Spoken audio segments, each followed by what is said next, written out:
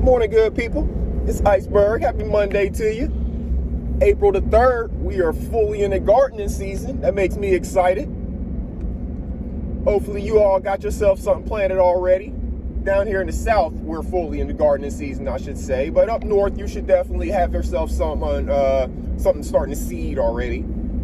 Even if you don't, have it growing up very well yet. It's a little bit early for y'all to be thinking about transplanting anything outside anyways, but you can go ahead and get your seeds started up north.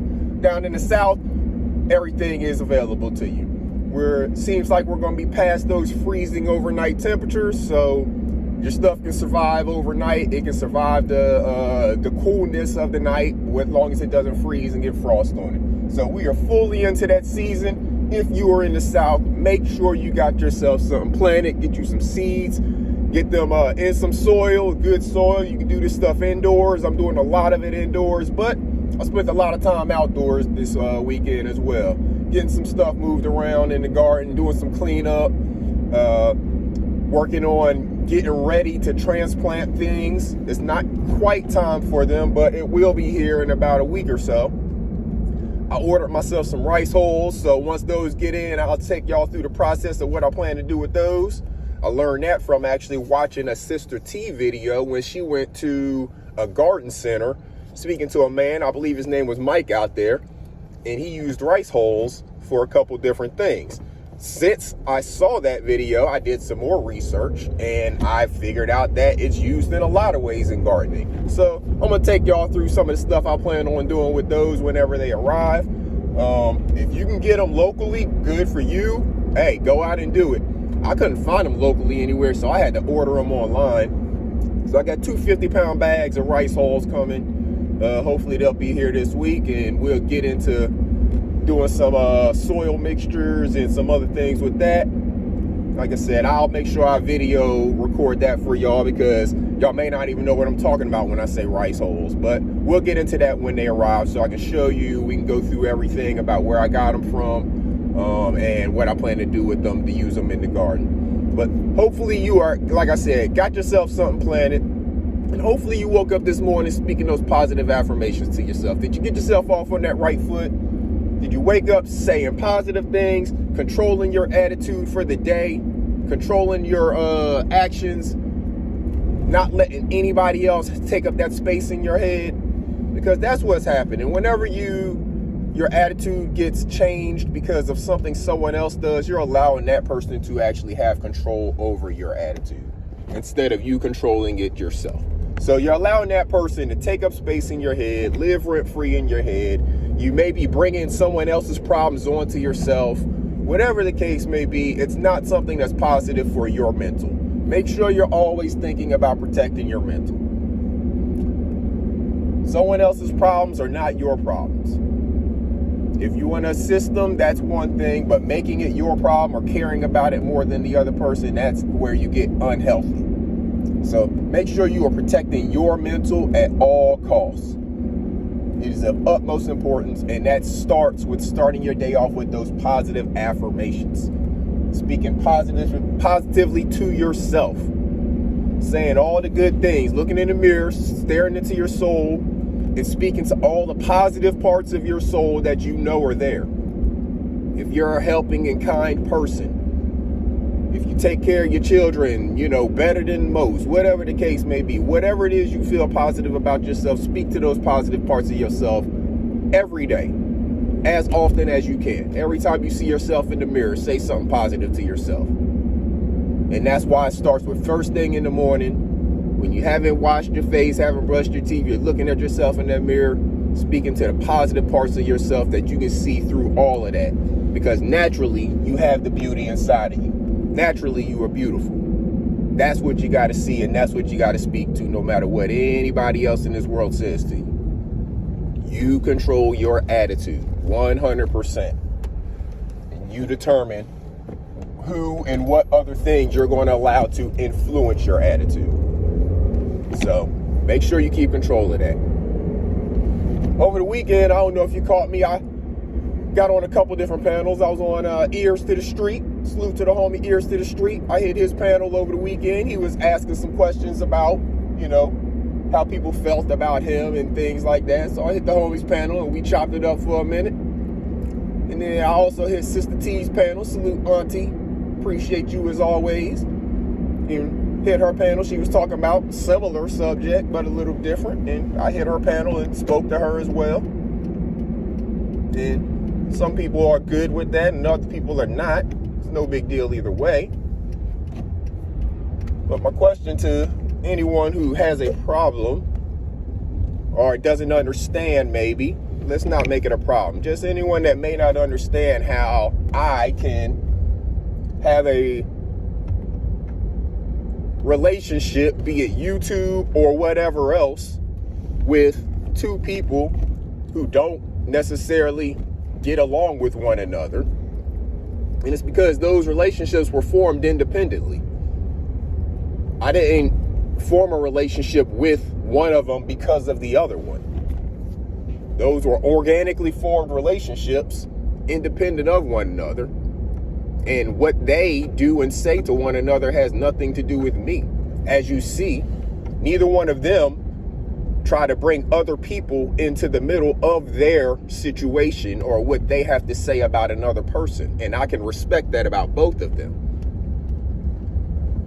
If they're going to say stuff to each other, about each other, that's between them. And that does not offend me for one of them to say something about the other, because they're not talking to me. It's not for me to get offended by. So my question to people who are supporters of any content creator or any person in this world for that matter, why do you get upset or offended or whatever knocks you off your square about something that another person says about another person? Not involving you, doesn't have anything to do with you. If you don't like what the person said, that's one thing. But for that to turn you into a person who now is no better than what you claim that person is, because you start disrespecting that person, calling them disparaging names and things like that, how does that serve you? How does that benefit you? How does that help protect your mental? How does that make anything better?